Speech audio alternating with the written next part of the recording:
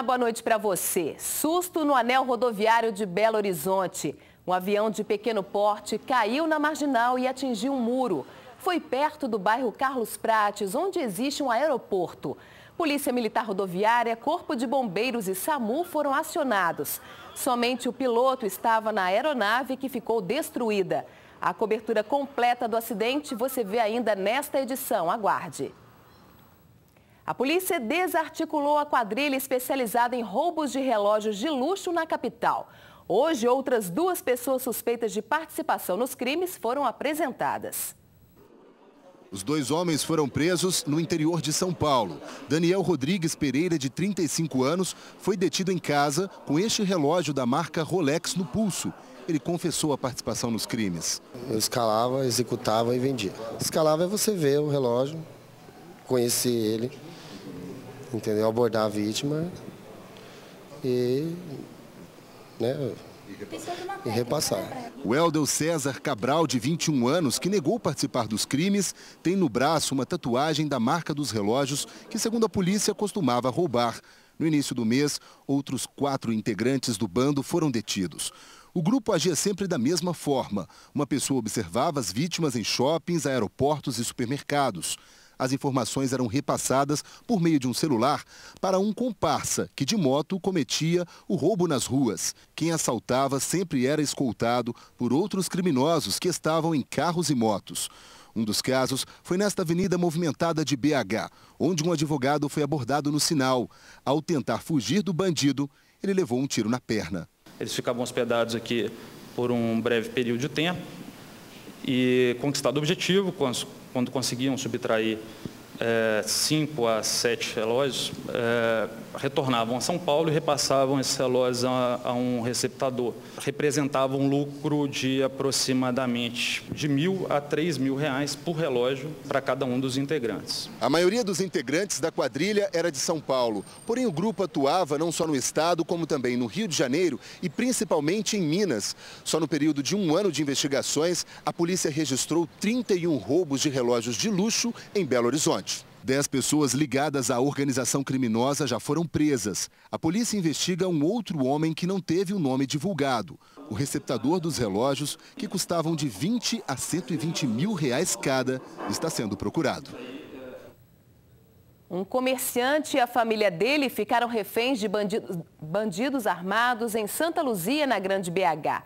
Os assaltantes levaram uma bolada de dinheiro. O assalto aconteceu nesta rua, próximo à cidade administrativa. O comerciante não quis gravar a entrevista, mas conversou com a nossa equipe. Ele disse que está com muito medo e que foi abordado por 4 homens armados na porta de casa. Ele, a esposa e os 3 filhos foram trancados por cerca de 40 minutos no banheiro. Os bandidos reviraram todo o imóvel e encontraram 30 mil reais guardados em um armário. Antes de fugir, os criminosos ameaçaram a família, dizendo que se eles chamassem a polícia, todos iriam morrer. De acordo com a polícia, os assaltantes fugiram em um carro roubado e ainda não foram localizados. A polícia prendeu o suspeito de furtar 2 éguas de raça da fazenda do ex-presidente do Atlético, Nélio Brant.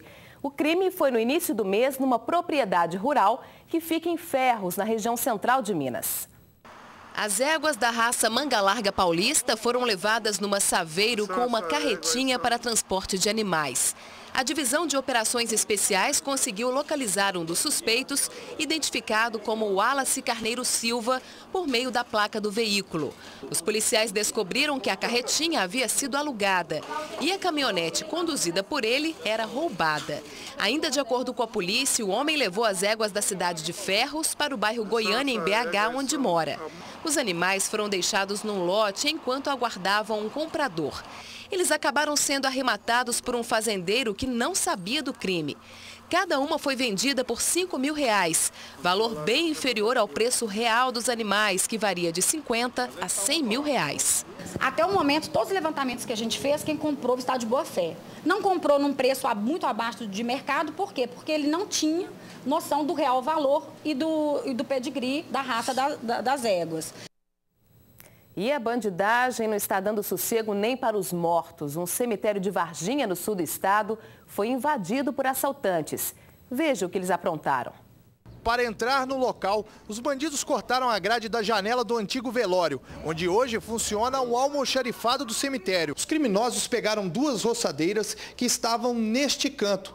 Em seguida, eles foram até o refeitório e daqui eles levaram um botijão de gás que era utilizado pelos funcionários para esquentar o almoço. De acordo com o diretor do SEMU, Serviço Funerário Municipal de Varginha, o prejuízo foi de cerca de R$2.000. Esta foi a primeira vez que o local foi furtado. E para não haver mais problemas, eles irão melhorar a segurança. Nós estamos trabalhando já há mais de um ano a segurança para o próximo ano, próximo orçamento, colocar a iluminação dentro do cemitério e também as câmeras de segurança.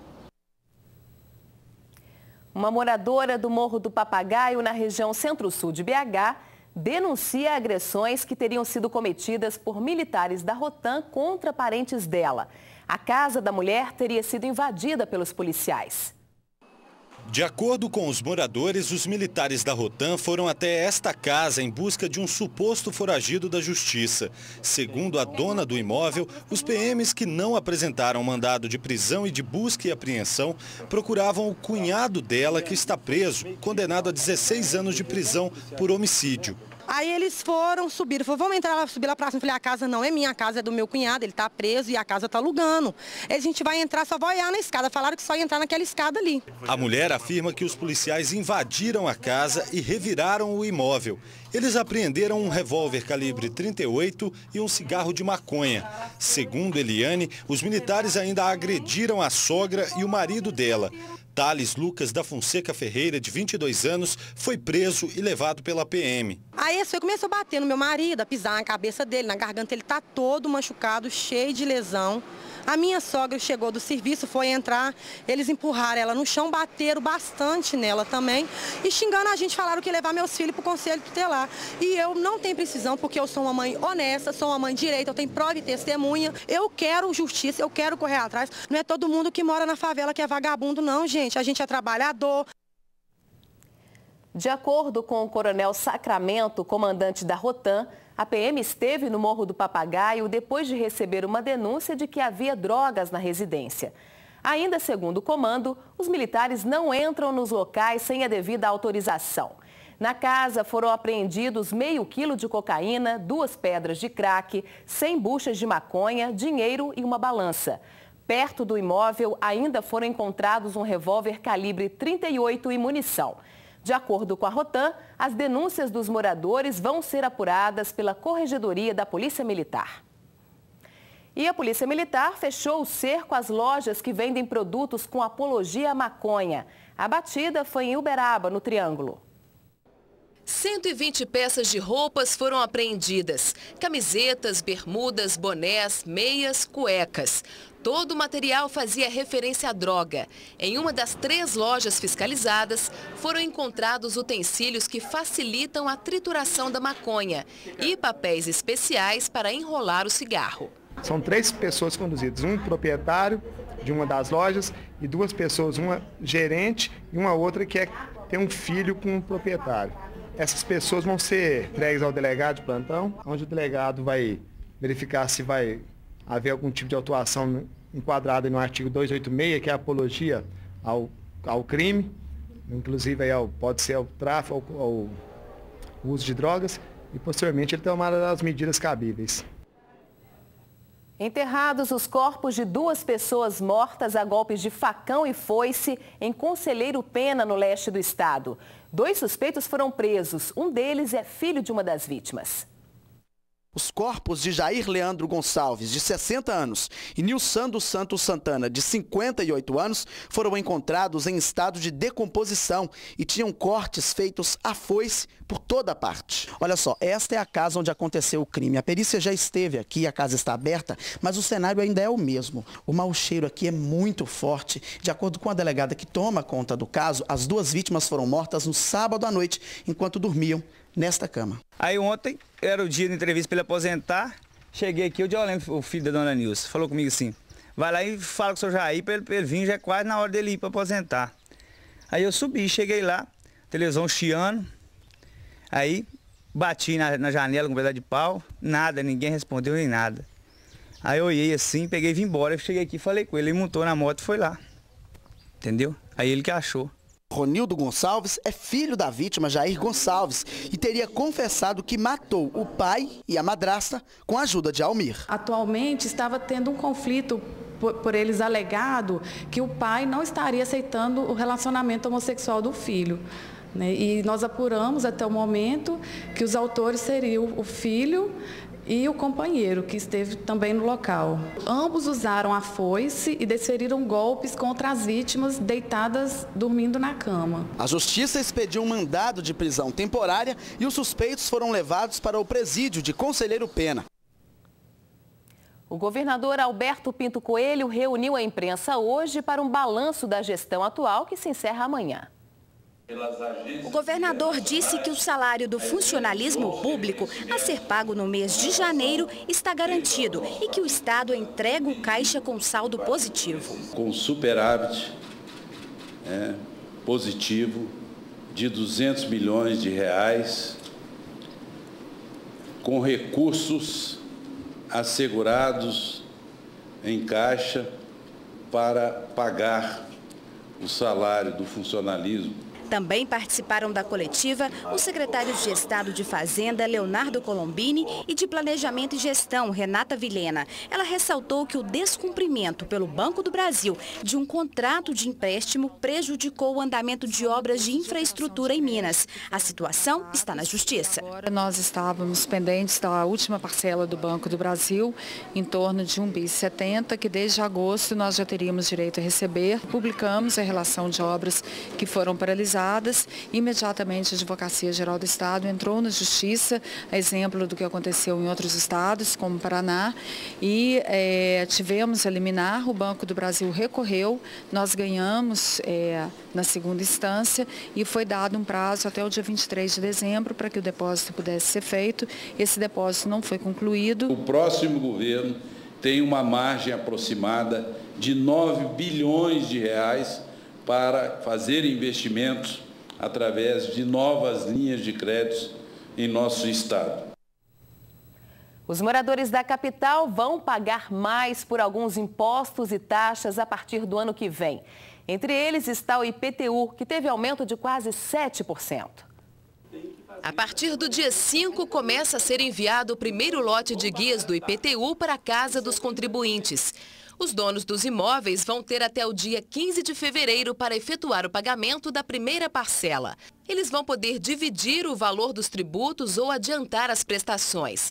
Quem optar por adiantar no mínimo 2 terá desconto de 7%, assim como acontece com o pagamento à vista. Nesse caso, a quitação deve ser feita até 20 de janeiro. Segundo o secretário adjunto de arrecadação, o aumento de 6,46% está previsto na lei. Foi um aumento acima da inflação, mas ela aumenta porque ela é lastreada no custo do serviço. E esse serviço, quando ele é ampliado, ele passa a servir uma área maior da cidade, ou ele passa a utilizar tecnologia que seja um pouco mais onerosa. Isso não segue rigorosamente o padrão da inflação e isso deve ser rateado entre os usuários do serviço. Um avião de pequeno porte caiu às margens do anel rodoviário de BH, na altura do bairro Carlos Prates. Somente o piloto estava na aeronave, mas o susto, claro, foi grande. O avião ficou todo retorcido. A aeronave caiu bem perto de um ponto de ônibus às margens do anel rodoviário de Belo Horizonte.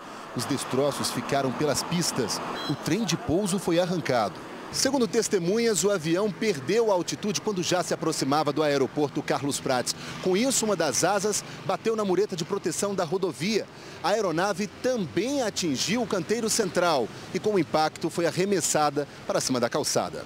Primeiras informações deram conta de que o avião vinha do Rio de Janeiro e que o piloto iria parar no aeroporto da Pampulha, porém pediu autorização na torre de comunicação para pousar no aeroporto mais perto. Quem estava na rodovia no momento da queda do avião contou o susto que levou. Eu olhei para o lado, eu e o meu motorista, e visualizamos o avião de pequeno porte, né, vindo daquela direção em uma altura bem baixa. E repentinamente ele já virou verticalmente as asas, né, e veio abaixando mais a velocidade. E aí nós assustamos, o meu motorista diminuiu, que foi uma fração de segundos. E aí todo mundo parou atrás de nós, né, que o trânsito também já estava lento. E aí foi aquele barulho, foi uma cena horrível, né? Eu vi ele passando, ele passou atrás de mim. Ele passou atrás porque ele segurou. Quando ele segurou, que eu olhei para trás, eu até questionei por que ele segurou o trânsito. Aí o avião passou. Se eu não tivesse feito essa intervenção? Eu acho que tinha pegado uns 3 a 4 veículos. Como ainda havia combustível na aeronave, a área foi isolada. O risco agora que existe no momento é que existe um tanque com combustível ainda que a aeronave utilizava para voo. Então esse risco de explosão, então a gente faz o isolamento, né, conforme as normas. O piloto do avião PT-JCC foi identificado como Vinícius Tavares Fagundes Ferreira, de 23 anos. Ele foi socorrido por uma ambulância que passava pelo local. As causas da queda ainda vão ser apuradas. O piloto foi levado para um hospital particular. O estado de saúde dele não foi divulgado. Uma carreta bateu em 4 veículos que estavam estacionados numa rua do bairro São Francisco, em Belo Horizonte. Imagens do circuito de segurança de uma empresa mostram o veículo empurrando um caminhão menor. Os 2, sem ocupantes, passam por cima da calçada. Em seguida, outros 3 carros são atingidos. O estrago foi grande. Por sorte, ninguém ficou ferido. A suspeita é de que a carreta estivesse desengrenada. Segundo os moradores, acidentes como esse são comuns no local. Já está chegando a hora da maior festa da virada em Minas. É claro que eu estou falando do Réveillon da TV Alterosa, que é tradição em BH. Neste ano serão 17 minutos de queima de fogos. Para o céu de BH ficar mais bonito e colorido, tudo depende da localização das balsas, preparadas com todo cuidado.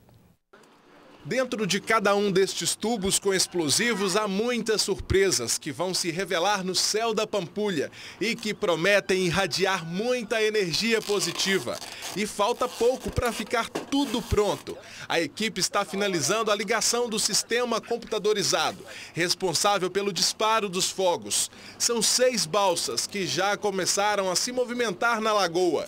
O público vai ver durante 17 minutos cerca de 100 efeitos de cor e som. Preparamos um grande espetáculo para esse ano. Esse ano a gente conta com fogos aquáticos em 3D e, dentre outras bombas coloridas, algumas novidades a lançamento mundial que a gente vai utilizar aqui no espetáculo da Pampulha. E já estamos na contagem regressiva para a grande festa. Vamos juntos dar boas-vindas a 2015 e comemorar as bodas de prata do show de fogos. São 25 anos de sucesso e já tem muita gente na expectativa para vir a Pampulha, ver bem de perto um espetáculo no céu. Lindo, maravilhoso, é para entrar o ano, né, com astral lá em cima. Fogos com estrela, com gente, é maravilhoso. Eu te convido agora a conhecer o trabalho desenvolvido pela Leuceminas, que há mais de 20 anos garante o apoio necessário aos pacientes com leucemia e às famílias deles. Toda essa ajuda só é possível graças à dedicação de voluntários. Quem sabe você se torna mais um. Aqui é uma mãe, né? Aqui é uma mãe da gente.